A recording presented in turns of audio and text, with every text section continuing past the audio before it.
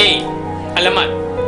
Pinaniniwalaang ang Pasig o ang pangalang Pasig ay nagmula sa isang alamat. Ito ay tungkol sa isang mag-irog na nadisgrasya sa ilog mismo na dumadaan sa Pasig. Ang kwentong ito ay sumasakop sa kapanganakan ng pangalan ng lugar na Pasig na ngayon ating kinikilala. Payapa ang gabi noon. Nagniningningan ang mga tala sa langit. Nagsisilbing ilaw ang liwanag sa buwan sa kapaligiran. Isang binata't dalaga ang nagpapalamig sa simoy ng hangin ng gabi niyon. Nagawian na nilang mamangka tuwing kabilugan ng buwan. Napagkasiyahan ng magkasintahan na mamangka sa ilog. Dayuhang Kastila ang nasabing binata at mayuming dalagang Pilipina naman ang isa. Magiliw na nanonood sa kumikiyang natala ang dalaga, habang sumasagwa naman ang binata.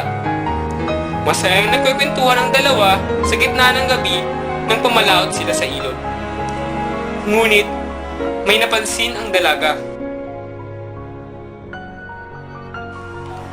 Sa gitna ng dilim ay may magandang bulaklak ang nakita ng dalaga na nakalutang sa tubig.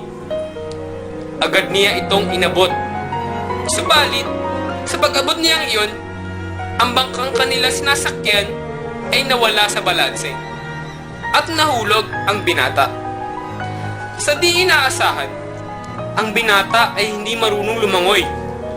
Sa bawat paglutang ng binata mula sa pagkalubog, tinatawag niya si Paz na tulungan siyang makaahon.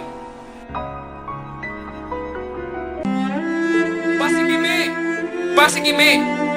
Ang salitang ito ay Kastila na ang ibig sabihin ay sagipin mo ako.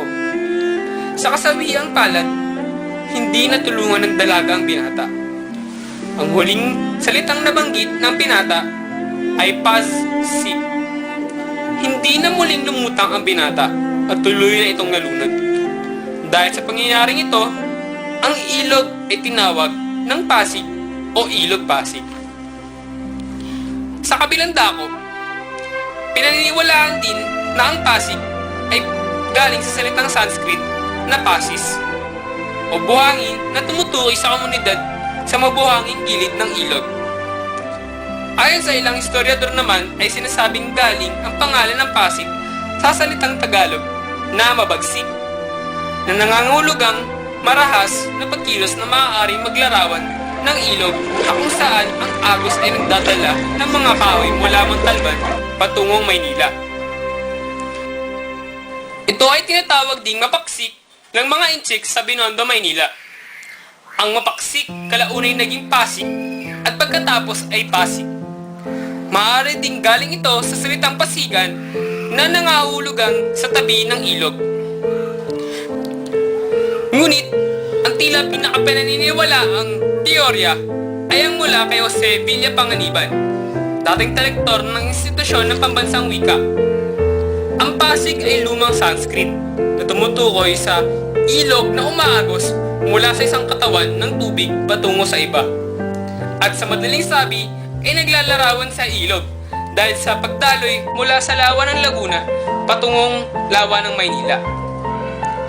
Ito ang mga alamat na tila pinaniniwalaang pinagmula ng salitang Pasig.